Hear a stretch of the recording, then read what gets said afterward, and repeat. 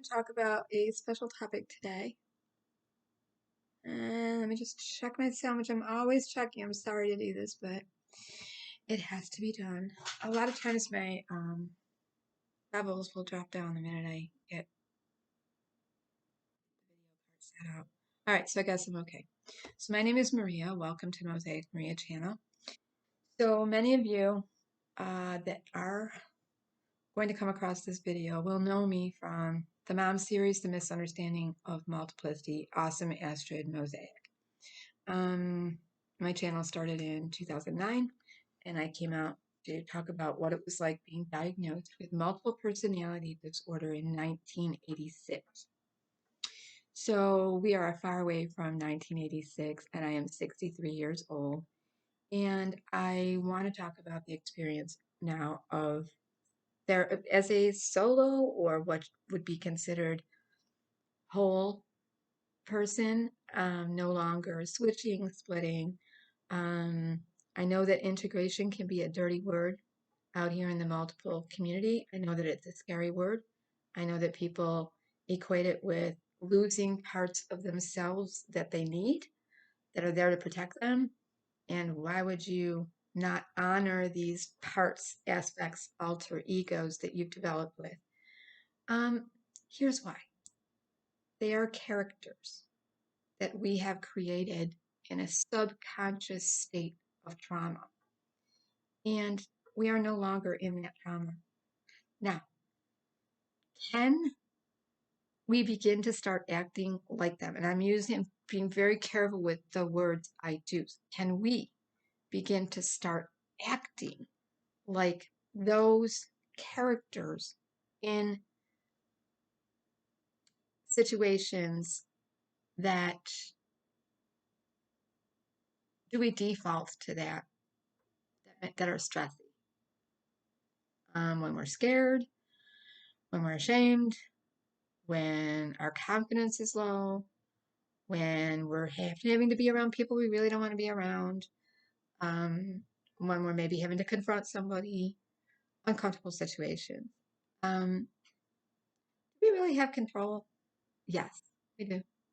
On the other side of it, I can say yes, we do. Because there isn't one day I don't consciously now think, but what would Astrid do? What would Joanna do? Like Joanna would have, like, give you an example. And I've always said, once you name a thing, you've created it, right? And so it was thought that I had an alter persona aspect, alter state ego, that was very artsy-fartsy and loved to knit, crochet, sketch, and also loved nature and the outdoors, and was very calm, cool, and collected, and just easygoing, and was very natural. She didn't wear makeup. She didn't, and it really was different from my personality at the time because I wouldn't go anywhere without makeup on. I felt like, first thing in the morning, I went to bed with makeup on. I woke up in the morning and I covered my face. But then this other aspect, alter persona, that I was learning about that was with me, absolutely felt there was no need to wear makeup. There was nothing wrong with her face. She didn't need to cover it up. She loved the sunshine. She loved the outdoors. I didn't really I wasn't an outdoorsy person. So now, and I wouldn't stay with a project as long as this aspect of me would, like to sit and knit something all the way through, like a sweater, forget about it. I would be done after 2 rows. I just couldn't sit that long. I couldn't stay with one thing, like, okay, I'm still knitting, here's what I'm doing. I'd be too much like, I need to see this get done. It's taking too long. This is taking forever. It's getting tangled. It's fuzzy. I really, not my thing. And yet I'm knitting. I'm loving it. I'm crocheting. I'm loving it. I used to be terrified of embroidering, but Joanna could sit forever sewing, embroidering. I hate sewing, but now I'll do it. So can it be said that we default into personas that enjoy cooking, that better than we do, that enjoy knitting better than we do, that enjoy cleaning better than we do, that enjoy having sex better than we do, that enjoy being with our intimate or significant others better than we do. Yes, we do. It's a learned behavior and it can be unlearned. And you don't really lose those aspects of yourself. You just are them. You're just more than. Okay. So I want to talk to you about, so when I say the word integrate, I want to make sure people understand what it is. It's not that I killed off my characters or that I'm not giving them the headspace and honoring their time with me. I totally think of those aspects of myself with total love and gratitude. I totally do. Even the parts of me that I couldn't understand, the parts of me I couldn't stand, the parts of me that were supposedly protecting me or standing up for me or whatever, or standing up for my kids or someone else, or just being a little too aggressive or a little too assertive, trying to find out how to be assertive. They were being aggressive, whatever. I'm grateful that I got to know those aspects, alter parts of myself. But now I'm just me. And I'm me with all of those attributes, which is kind of like a whole nother person. So when I say integrate, there's no loss of personhood. Okay? So nobody dies. Nobody dies. So I think that's important to say. Now, I'm going to talk to you about, I'm going to link to 2 videos, 3 actually, 4 maybe. The Amanda Rabb story. I'm going to link to Soft White Underbelly, which I'm going to tell you ahead of time. Trigger warnings for some of the pictures you might see there.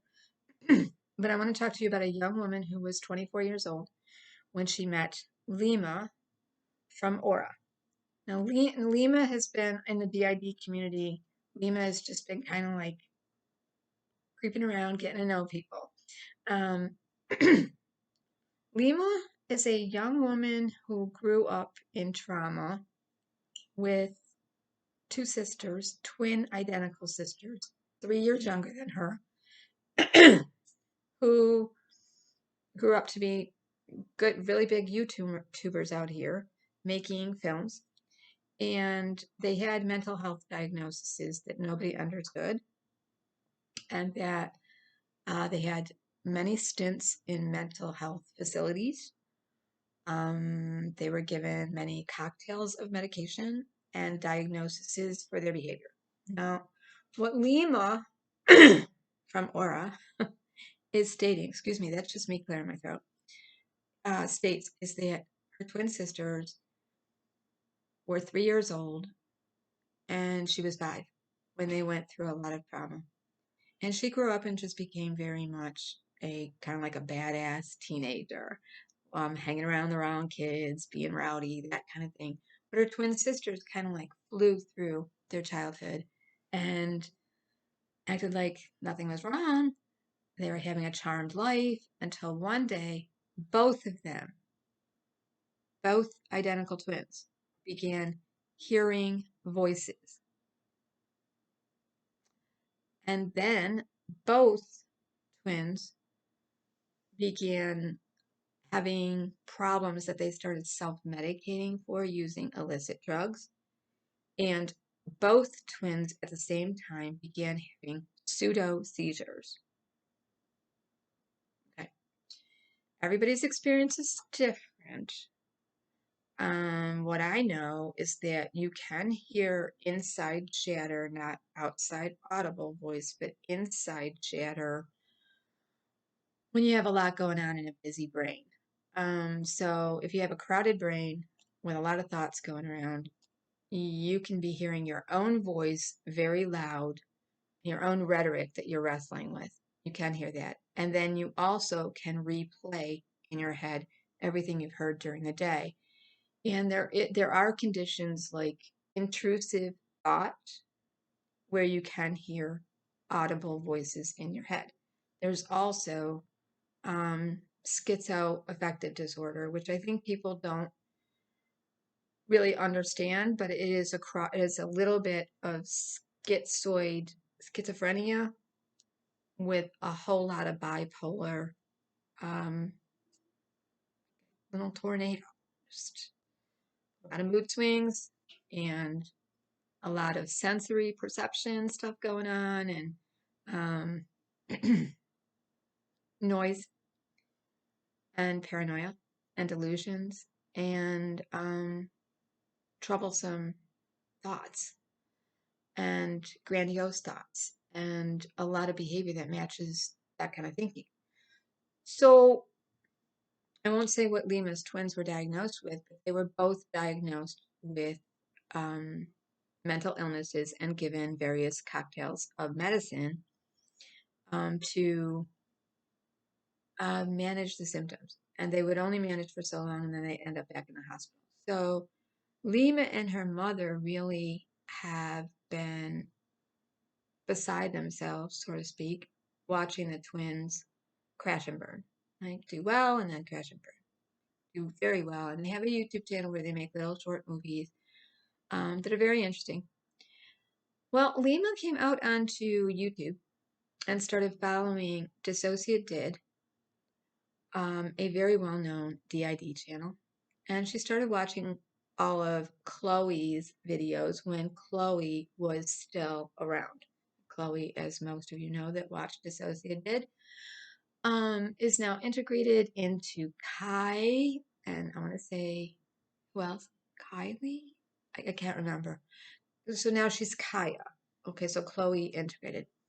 I don't know that integration for me doesn't look like you become another person and a whole nother name, but what do I know? That's the way they integrated. Okay, so now there's Kaya. I think they're having like fusions and they're just renaming themselves. I don't know who's telling them to do this, but that happened during a time that DisscoiaDID was going through a lawsuit, which I will just say Mr. Pizza, because we know that it never ends. Just about the time you think DisscoiaDID is not going back to court again, it's all taken care of. This person, Mr. Pizza, will jump up and say, oh, but wait. So I'll just say Mr. Pizza. So DisscoiaDID was out here struggling with a very big channel where a content creator began to sue her for copyright. And really what this person wanted was to have some kind of relationship with Chloe. And Chloe was making it very clear, I'm not interested. And I really didn't want you to help with my content. But thank you. All he really helped with was her writing a disclaimer kind of byline on her channel. And they actually had to go to court. It was crazy. So this is why I say, row your own boat and don't trust anyone. Okay? So it's good. It's great to collaborate out here, but we need to really know the people we're collaborating with and what they're thinking is their original idea and what we took. I am ridiculously careful to mention anybody. If I'm knitting something that I saw somebody else knit, even if it's recently. Let me just give you an example of this. The copyright, some of it falls under Creative Commons, but the copyright is such now that people are just too happy because nobody listens to anything but give me your money or I'll have a judgment against you forever. So defamation is going around a lot. Copyright is going around a lot.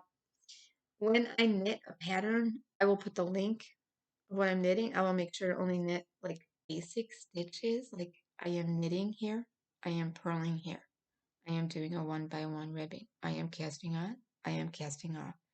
This is the yarn I'm using. This is the pattern I'm doing. Because unless you get their explicit permission to reproduce their pattern, even if it's free, even if you purchased it, I still can't do it. So I'm making a sweater right now. And it is like basic. You're knitting panels. That's all you're doing. You're just knitting rectangles, sewing them together. You're knitting one big back, two little sides, two sleeves, two pockets, and you're seaming it up. If you know how to knit, if you know how to purl, if you know how to knit two together, cast on, cast off, seam up, you're done. there is no great creation in this. But this is how people get out here. So just be careful, just cover yourself. All right. So then there's giving opinion. I believe I just said to Dr. Drew while I was cooking the other day, Dr. Drew just shut it regarding Anne Heche, because I've had enough of hearing about the drugs that were in her system that weren't in her system. Okay, she's dead. Let's just honor her memory. So I mean, you can have an opinion, but you can't slander a person. You can't come out here and say bad things about a person. You could say, I think they're lying. You could speculate. You could say, my speculation. I love how Stephanie, the altar nerd, says it on her channel. My speculation and my theory, my conspiracy, whatever is. And then there's a ton of lawyers out here that are always say, I'm just speculating. And that's the way to cover yourself. It's the only way to cover yourself. So anyways, Lima came out here and befriended Chloe and sat down with her mom and marathon watched Chloe's DisscoiaDID's channel. Marathon watched it. Got all embroiled in when DisscoiaDID was being sued, became supportive with her, met her in Paris. Now I believe, I'm not sure, but I believe this was when Chloe was supposed to go to Paris with Nan from Team Pinata when they were going to get married and have a honeymoon, but then they broke up because of all the mess that happened with Team Pinata. And so Chloe went on her honeymoon vacation anyways to Paris and met Lima in Paris and endorsed her work. What Lima does is Lima is a creator of virtual immersion therapy. Okay. And her feeling is that anybody should be able to have immersion, deterrent immersion, it's kind of like diversion therapy with the immersion using the headset of being in a video. So say you take a war veteran, you put him right back in the war and see what triggers him in a biofeedback kind of way. They're watching your heart, they're watching your heart. They're watching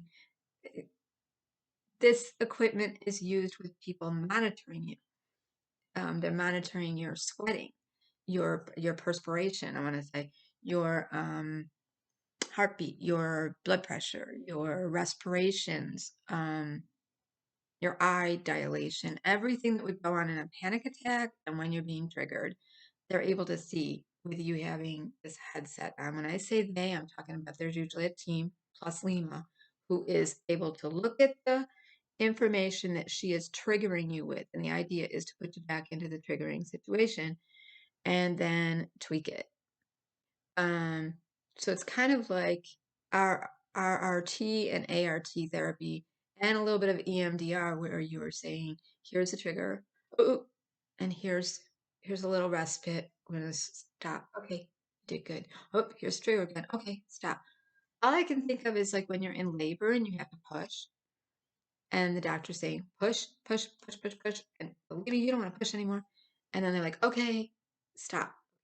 That is what the trigger response that Lima is able to give, and she has already sat down with the person, whether they're drug addicted, wounded veterans, traumatic brain injury, domestic violence, D.I.D, recovering abuse from trauma, whatever it is, she's able to recreate that scene. Think of Sims and how you go and you create a little Sims room, blah, blah, blah, right? It's a little video game.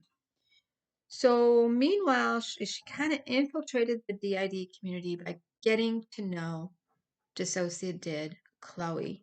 And then Chloe did interviews with her and uploaded videos before they took down all their videos and promoted and endorsed Lima's work. Lima explained that had her mother and Lima not come across DisscoiaDID's channel, they would have never understood what probably was really going on with her twin sisters. So it doesn't matter that her twin sisters were already in many mental health facilities, diagnosed and given medication, and that now they were resisting all that and on illicit drugs, and oddly doing all of this at the same time. Lima decided it's more like D.I.D. So she went in search of a diagnosis of D.I.D. for her sisters. She got in touch with Chloe from DisscoiaDID. Meanwhile, Lima infiltrated Soft White Underbelly, Mike Latta's channel, which is a very important channel because it looks at everyday people in their fragility who are on Skid Row and all over the world, quite frankly. Mark is a wonderful photographer who, when he was younger, he was drawn to the human condition. And so he took lots of pictures of people just doing their everyday work, just out on the streets, homeless people, just people. But in order to work, he ended up working for corporate America, where he took lots of pictures and made them all nice of products to sell to us. And he worked for big corporations like Apple and just all these big corporate America, right? But he got tired of just selling products. He knew he was drawn back to, say, if you were a wildlife photographer and you were drawn to animals in the wild, like National Geographic, you wouldn't be happy taking pictures of a Coca-Cola or a McDonald's, right? So he had a studio in LA on Skid Row. And he opened up that studio and started looking around again and asking to do portrait pictures of people that were homeless right out in front of his door. And then started inviting them in, giving them a little bit of money for a picture, and then also interviewing them. And he did help them. He helped a lot of people. He helped them get to their parole officer. He helped them get to a bus.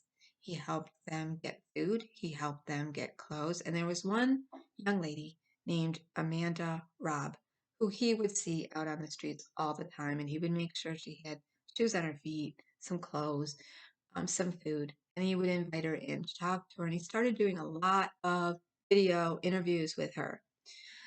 Well, Amanda was the youngest of three children, three siblings, and her mother died when she was younger. Her mother had some form of mental illness and used drugs to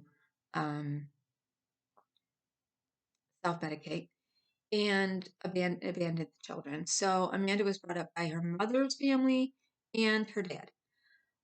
Somewhere in the middle of the interview in the beginning with Mark, Amanda, while she's still on drugs and on the street, says her dad was a convicted child molester, and so she couldn't live with him anymore, so she went out on the streets.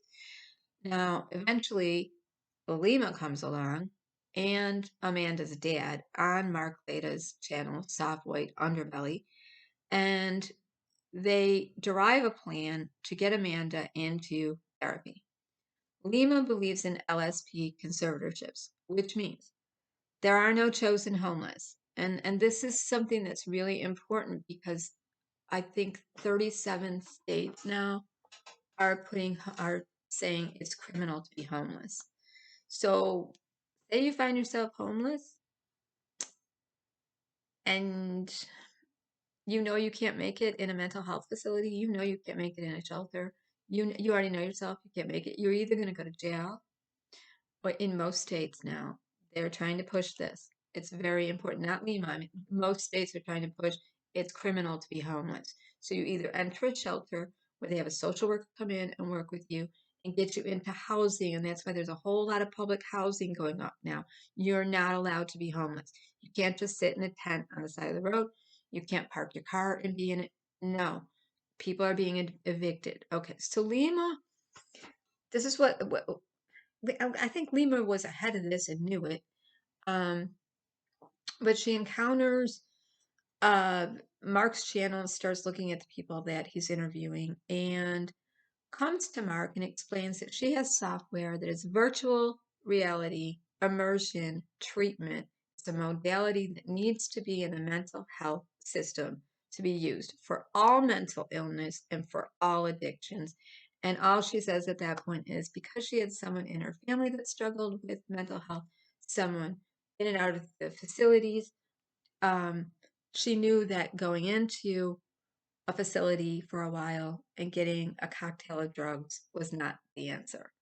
And neither was talk therapy. So to actually put the person into whatever they're fearing, whatever their trauma is, if they're alcoholic and you're going to make a bar in front of them, a vodka bottle, a wine glass that they're holding, it's that kind of real reality. So, let's say it was a drug addict that, melted, I don't know, crystal or something. You might have a spoon with a foil piece of paper there and you'd be shoving it up to their nose. I mean, and so she needed somebody to use as a test case. Now, she had DisscoiaDID Chloe endorse to the D.I.D community her work. All right. Then she went for this girl, Amanda, who was drug addicted on the street. They kind of tricked Amanda into this treatment by doing a LSP Conservatorship, which meant they had to wait until they could get Amanda arrested. So Amanda still got her check at her dad's house. He had a Social Security check. And I want you just to remember at one time Amanda was a college graduate at the top of her class. But she probably had some kind of schizoid onset in college. But her father says he was going to college at the same time too. And he says he didn't abuse her. Her sister said she wasn't abused, but that when she started taking the drugs on the street and hanging around a certain subset of friends in college, she just started running and being paranoid and thinking people were surveying her and following her. I think she was a little prophetic, okay? Because at the end of her life, she ended up in a treatment lockdown facility, and not even 2 weeks of Lima's treatment, she was found dead, suddenly dead. So the way Lima's treatment goes is once the person gets arrested, they either go with what the judge mandates, which was in the case of Amanda going to jail. I find it all very weird. Amanda's dad called Mark later at Soft White Underbelly and asked, because they knew each other. They knew Amanda's dad kind of followed Amanda around on the streets, actually moved so that he could catch up to her once in a while, and knew that Mark was helping her. So called Mark, but Mark told Amanda's dad about Lima. So he called Mark and he said, Amanda has assaulted me. As the story goes, Amanda hit him with, I don't know, a pipe. So they put her in jail, and the judge said she was going to get 3 to 5 years in jail. She began her detox in jail, and she was, I believe, 7 months into her, 5 months, going on 6, she was completely detoxed off the drugs, and she sounded pretty good at 7 months. But in order to not get the 3 to 5 years in jail, Lima came along when they had to make the court appearance and said, we will take her into a facility, Desert Hope facility in, I believe it was Arizona, a facility she partnered with, which this can only be done in California, Florida, and Arizona right now, these LSP conservatorships, which is why you see so many people and even Hollywood types being put into conservatorships, celebrities in California, because you can't do it anywhere else right now. Not yet. You can't. But they're working on it. The lawmakers are working on making the chosen homeless criminals. Okay. So, Amanda goes into the facility, continues her 12-step program, her classes, her everyday living sober. And she is in there and begins her virtual reality treatment in April. And she's set at the end of April to go to the second part of treatment, which is long-term residential setting. Long-term residential, meaning she's going to get her own apartment and she's going to go into vocational training. She wants to be a nurse tech. She wants to work with people in the same situation she's in. She knows she can work with people with autism because her brother was autistic. So she kind of wants to be a nurse teacher, use the skills she got in college, and learn a trade. She has gained about 80 to 100 pounds in treatment. When you first see Amanda, she's a skinny little thing. If you go to soft white underbelly, I'm going to link to all these things. Amanda is very thin. I'm going to give you one video that shows from the beginning to the end that BJ investigates, surprise witness, put together, which is wonderful. So Amanda unfortunately died on Mother's Day, May 9th, 2021. She was set to be discharged. She was in a lockdown facility. She was being monitored 24/7. This is what we're told. The staff went in around 11 o'clock and gave her a handful of pills. High blood pressure medication, antipsychotic, anti-seizure, or it can be used for diabetic neuropathy medication, aspirin, some benzos, and there was a whole lot of other stuff found in her system. But they're only saying, okay, we gave her 6 medications all at once. And with that was aspirin. Okay, with the blood pressure medicine she's using, aspirin should never be given, or it can make cardiac arrhythmias. Okay, so along comes BJ, investigates, or better known as surprise witness, who has been going to Free Britney court cases, and she is a lawyer. She is a lawyer who is going to read all the court cases, break them down for us like many lawyers do out here, and investigate. And she starts investigating Amanda's story.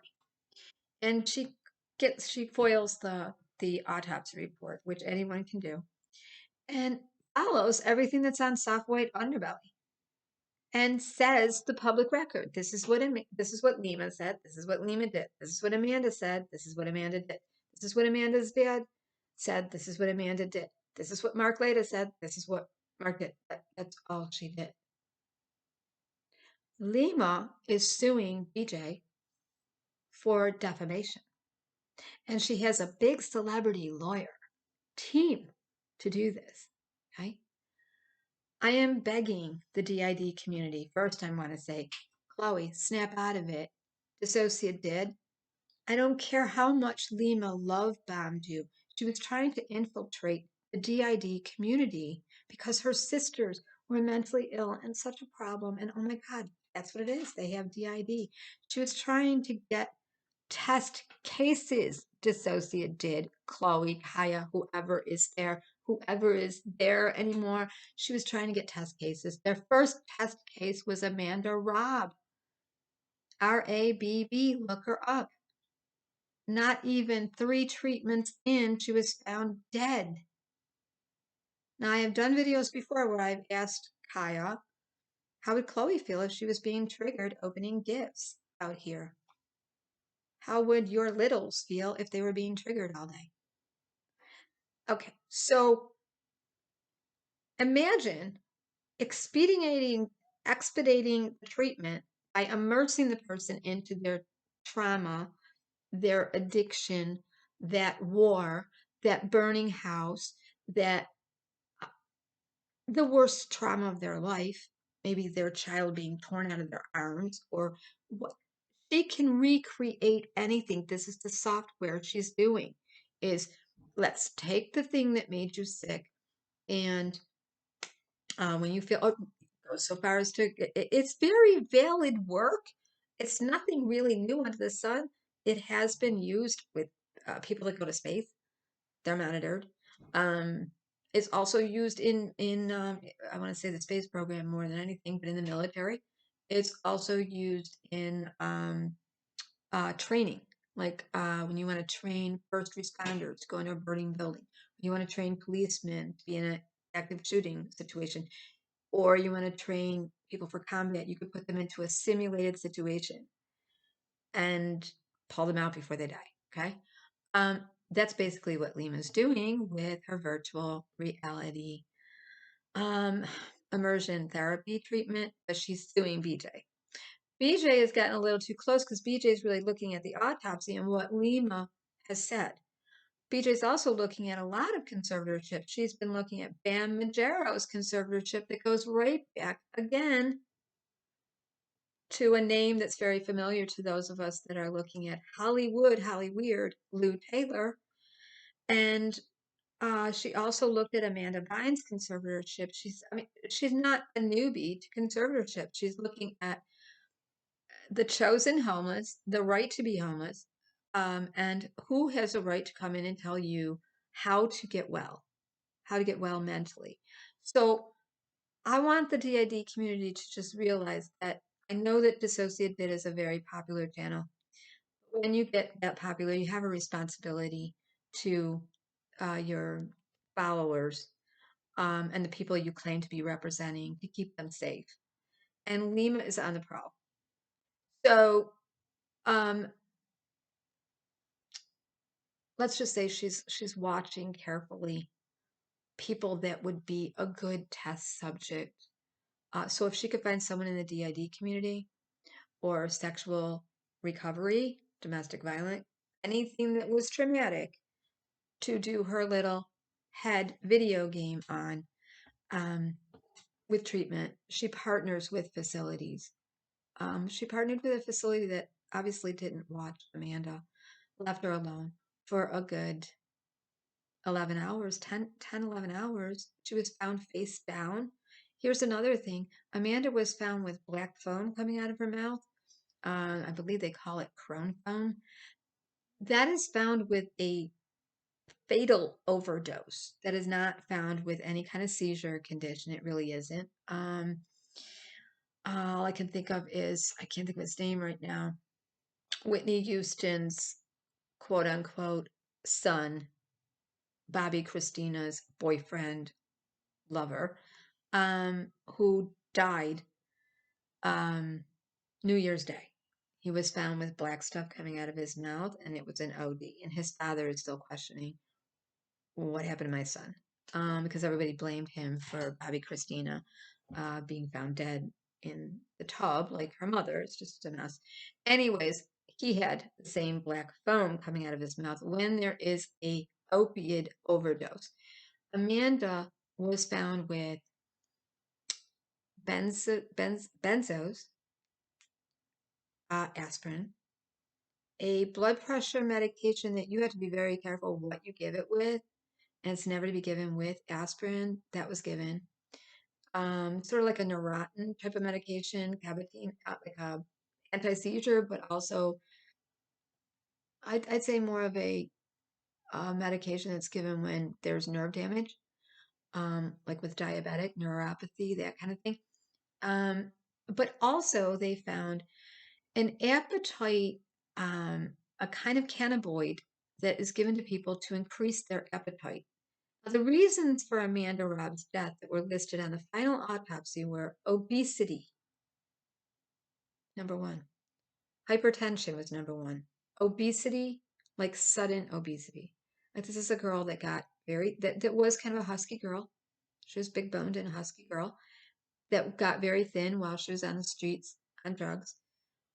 But who was watching what the hell she was eating in the facility? And in many of the journey of Amanda Rabb, when they go out to visit Amanda, Lima talks often about how Amanda's a fan of junk food, and they're really trying to keep that under control because she's gaining weight. Okay, and she might be pre-diabetic too. They just don't know, but they don't word it that way in the autopsy. They word probably maybe diabetic, which I've never heard that kind of terminology in an autopsy.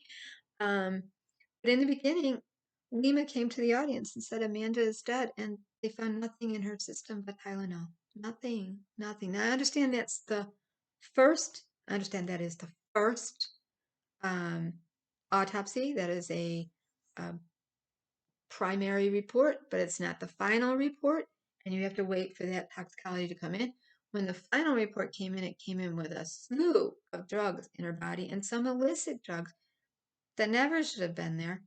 And what she died of was not what Lima is saying. What Lima is saying is Amanda was beaten up and raped on the streets. So she died literally of being homeless. That because she was a sex worker on the street and she was beaten up and raped and she was hit in the head many times, that she died from having been homeless. So what they wrote down is she died from schizophrenia because that was the diagnosis before she when her father brought her to the hospital in college. They said she was schizophrenic. Okay. Instead of taking the medication they gave her, she went out on the street and took a medication to self-medicate. So the autopsy report is saying hypertension, obesity, and schizophrenia is what she died of. Lima is saying Amanda died of post-traumatic epilepsy from her head injury and having been homeless on the street. That is all what I just said now. That is all that BJ at BJ Investigates, BJ, surprise witness, I'll link all of them. That is all she's saying. They have no case. They have no case. But Lima is scared because what she's doing is it's very sneaky. It's very sneaky. I don't like that she is. If somebody is breakthrough, look her up. Lima from Aura, or I can't say her name. Lima Deveramit. Hope I said your name right. Or I don't know. She goes by 3 names now. Lima Mora from Aura. Lima Tagalia. Lima Jeveramik. I can't say your name. I'm sorry. Lima from Aura. Beautiful lady. Beautiful twin sisters. She's got a good idea there, but not to go scoop people up off the street, put them into conservatorships or jail unless they do her treatment. And that's what she's trying to do in order to get insurance companies to cover her software treatment in their lockdown facilities. And she tried with jails too. So it is groundbreaking, not new. It's never been paid for. So she's trying to get it paid for. So there are very vulnerable people out here in different communities sharing their shit out here and their traumas and their triggers. And proof of that is Lima found Amanda on soft white underbelly. And Lima found an entire test group on soft white underbelly and left it to Mark Lada's channel to pick a person to use this therapy on as a first case test study. I got to tell you, in the lockdown facility that Amanda was in, there were other people that were getting discharged within 21 days, 30 days, and they didn't have the star treatment that Amanda was getting when Lima would come visit and do updates. And their insurance, and this is the problem, the insurance companies were saying, you're done after 7 days, you're done after 21 days, you're done after 30 days. And what Lima was tracking is, do they still have the desire to use drugs after 30 days, 60 days, 90 days? What every single person that is a substance usage dependent person will say is 30 days isn't enough, 60 days isn't enough, 90 days isn't enough. So that craving is always there. Basically, that craving is always there, which is what people are told in therapy. You're always going to have that craving. And you're always going to have to make a choice. Yes or no. It's a daily choice. It's a minute to minute, it's a second to second choice when it comes to drugs, when it comes to behaviors that anyone is addicted to. So what I'm asking the D.I.D community to do is to please get on over to BJ Investigates. She has a GoFundMe. Please, if you ever watched any of my videos, if you ever watched DisscoiaDID's videos, if you ever watched Multiplicity and Me's videos, if you ever watched, look, you know this is not correct. It's not okay to put anyone in a lockdown facility. Look how upset many of you get when I talk about integration. Okay, so if one of you were living on the street right now, or let's say you're a carer. How about some of you in the UK who have a carer, somebody who takes care of your money and stays home and takes care of you and helps you and talks to your therapist for you, lets them know how it's going. You're already under a guardianship or a conservatorship of some kind with your carer, but now it can put you into a conservatorship and put you in a hospital and put little headphones on you where you can watch yourself be immersed back into your trauma. Please, please, even if it's $1, please, even if it's sharing her videos and Amanda's stories, please do what you can. Okay? And, you know, I've been for years in a prison that I put myself into over a label and a diagnosis that didn't need to happen. I've had enough losses in my life. I'm not scared of somebody named Lima from Aura. I'm just not, So at some point, we got to stand up for what is right. It is a human right to choose to be homeless. It is a human right to be between places. There is a population of people that cannot manage in a shelter or in an independent living or in a residential. And that's why the mental hospitals opened up the doors and said, go do what you need to do. There is a population that I've worked with them. They're not going to come in. Even on the coldest days and hottest days, they're not going to come in. And they are a danger sometimes to themselves and to other people. But until they actually become a danger to themselves and other people, we just can't go sweep the streets of homeless people and addicted people and say, let's just throw them into a software program, lock them down, or jail. Let's try to retrain their brain. Doesn't work that way.